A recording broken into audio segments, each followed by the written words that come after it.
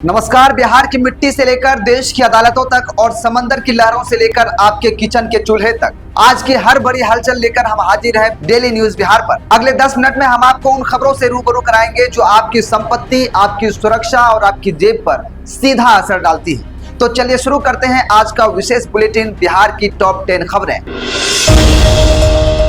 बिहार में एक बार फिर विशेष जमीन सर्वे और बंदोबस्त का काम शुरू हो चुका है। इस प्रक्रिया में आपके पास जमीन के पुख्ता दस्तावेज होना सबसे अनिवार्य शर्त है। जी हाँ, अगर आप बिहार के निवासी हैं तो अपनी अलमारी से जमीन की फाइलें निकाल लीजिए। राज्य के राजस्व गांव में अमीनों की टोली पहुंच चुकी है। अमीन गांव-गांव जाकर किस्तवार यानी जमीन का भौतिक सत्यापन कर रहे हैं। कोइलवर अंचल के बाकर नगर मौजा में हुई आम सभा में बंदोबस्त पदाधिकारी नीरज कुमार दास ने साफ कर दिया कि स्थल जांच के समय अगर आपके पास खाता, खिसरा, रसीद और दाखिल खारिज के कागज नहीं हुए तो आपके रिकॉर्ड में बड़ी त्रुटि रह सकती है। याद रखिए, सर्वे आपकी जमीन के मालिकाना हक को पक्का करने के लिए है, इसलिए कागजात देने में ढिलाई आपको भारी कानूनी मुसीबत में डाल सकती है। बाहुबली नेता और मोकामा के पूर्व विधायक अनंत सिंह को बड़ी कानूनी राहत मिल गई है और वे अगले 24 घंटे में जेल से बाहर आ सकते हैं। मोकामा की सियासत एक बार फिर से करवट ले रही है। दुलार चंद यादव हत्याकांड, जिसने 4 महीने पहले अनंत सिंह को सलाखों के पीछे भेजा था, उस मामले में पटना हाई कोर्ट ने उन्हें जमानत दे दी है।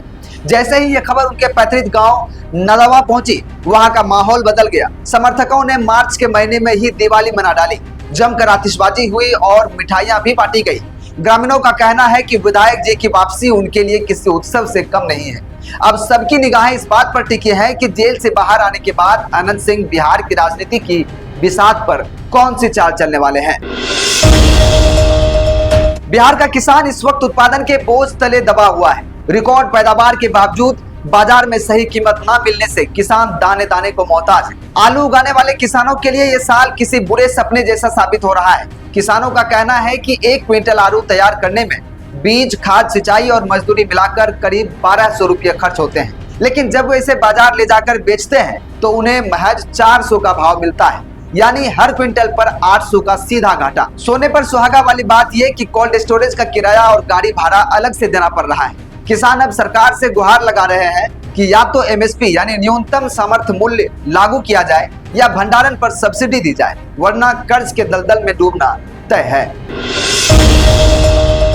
बिहार बोर्ड की मैट्रिक और इंटर परीक्षा के रिजल्ट से पहले ठग गिरोह सक्रिय हो गया है, जो खुद को बोर्ड का बड़ा अधिकारी बताकर नंबर बढ़ाने का लालच दे रहा है। सावधान, अगर आपके पास भी आपको भी कोई फोन करके कहे कि आपके बच्चे के नंबर कम हैं और पैसे देकर बढ़वा लीजिए, तो तुरंत फोन काट दें। ताजा मामला फुलबड़िया के मंगहा स्कूल का है, जहां के प्रधानाध्यापक अमित कुमार शर्मा को ठगों ने अपना शिकार बनाने की कोशिश की। ठग ने खुद को बिहार बोर्ड का अधिकारी बताया और कुछ छात्रों को पास कराने के नाम पर 5500 रुपये की मांग की। पैसे न देने पर छात्रों को फेल करने की धमकी भी दी गई। ठग इतने शातिर हैं कि चालू कॉल पर ही इस QR कोड भेजकर तुरंत ट्रांसफर करने का दबाव बनाते हैं। बिहार बोर्ड ने साफ किया है कि ऐसी कोई भी कॉल फर्जी है और आप तुरंत पुलिस को सूचना दें।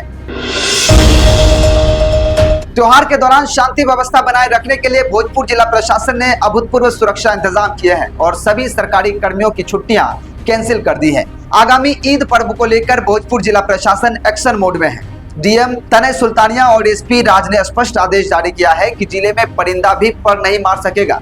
सुरक्षा की दृष्टि से जिले के 155 संवेदनशील इलाकों को चिन्हित किया गया है, जहां 320 दंडाधिकारियों की तैनाती की गई है। सभी 38 स्थानों को 24 घंटे अलर्ट पर रखा गया है। अधिकारियों ने अपील की है कि त्योहार को सौहार्दपूर्ण तरीके से मनाएं, क्योंकि सोशल मीडिया से लेकर सड़कों तक पुलिस की पैनी नजर रहेगी, हर गतिविधि पर नजर रहेगी।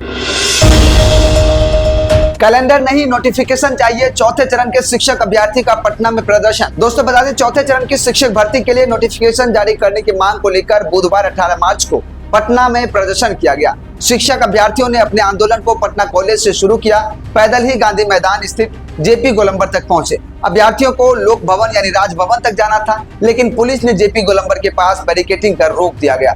छात्र नेता दिलीप कुमार ने कहा कि जुलाई 2025 में ही मुख्यमंत्री नीतीश कुमार ने यह घोषणा कर दी थी कि जल्द ही TRE 4 की परीक्षा ली जाएगी, लेकिन चुनाव खत्म होने के बाद अभी तक टाल मटोल की जा रही है। बता दें कि चौथे चरण के तहत करीब 46,000 शिक्षकों की भर्ती बिहार में होनी है। माना जा रहा है कि इस बार 85% पद बिहार के मूल निवासियों के लिए आरक्षित रहेगा। भारतीय क्रिकेट टीम के हेड कोच गौतम गंभीर ने अपनी पहचान और आवाज का गलत इस्तेमाल करने वाली कंपनियों और सोशल मीडिया अकाउंट्स के खिलाफ कोर्ट का रुख किया है। डिजिटल युग में आपकी आवाज और चेहरा भी सुरक्षित नहीं है। गौतम गंभीर ने दिल्ली हाई कोर्ट में एक सिविल सूट दायर किया है। उनका आरोप है कि एआई तकनीक और वॉइस क्लोनिंग के जरिए उनके फर्जी वीडियो बनाए जा रहे हैं। एक वीडियो में तो उनके फर्जी इस्तीफे की खबर फैला दी गई है, जिसे 29 लाख लोगों ने देखा है। गंभीर की लीगल टीम ने उन कंपनियों और हैंडल को घेरा है जो उनकी बिना अनुमति के मर्चेंडाइज बेच रहे हैं। यह केस भारत में पर्सनालिटी राइट और एआई दुरुपयोग के खिलाफ एक बड़ी मिसाल बनने जा रहा है। काम में बाधा डाली तो जाएगी नौकरी, विजय सिन्हा ने राजस्व कर्मचारियों को दिया चेतावनी। दोस्तों, पटना एयरपोर्ट पर उप मुख्यमंत्री विजय कुमार सिन्हा ने हड़ताली राजस्व कर्मचारियों को चेतावनी देते हुए कहा कि काम में बाधा डालने वालों की नौकरी जा सकती है। राजस्व कर्मचारियों की जारी हड़ताल पर सख्त रुख अपनाते हुए उन्होंने कहा कि राजस्व कर्मचारियों का वेतन बढ़ाने की मांग को लेकर हड़ताल करना और सरकारी कामकाज रोकना बेहद ही दुखद और दुर्भाग्यपूर्ण है। सिन्हा ने स्पष्ट किया कि सरकार उनकी मांगों पर सहानुभूति पूर्वक विचार करने को तैयार है, लेकिन काम रोकना कतई स्वीकार्य नहीं होगा। विजय सिन्हा ने चेतावनी भरे लहजे में कहा कि जो कर्मचारी काम पर लौट आए हैं, उनके कामकाज में अगर कोई बाधा डालेगा तो सरकार ऐसे लोगों को नौकरी करने के अधिकार से वंचित कर सकती है।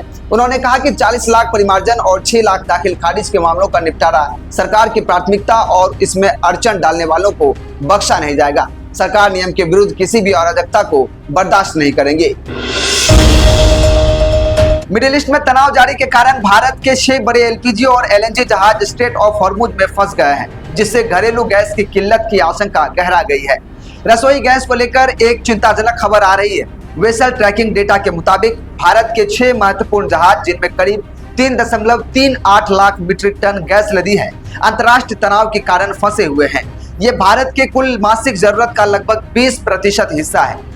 हालांकि घबराने की जरूरत नहीं है, क्योंकि सरकार ने बैकअप प्लान तैयार कर लिया है। घरेलू स्तर पर गैस उत्पादन में 40% तक की बढ़ोतरी की गई है। सरकार की पहली प्राथमिकता घरों के चूल्हे जलाए रखना है, इसलिए कॉमर्शियल सप्लाई यानी होटलें आदि के बजाय घरेलू उपभोक्ताओं को प्राथमिकता दी जा रही है।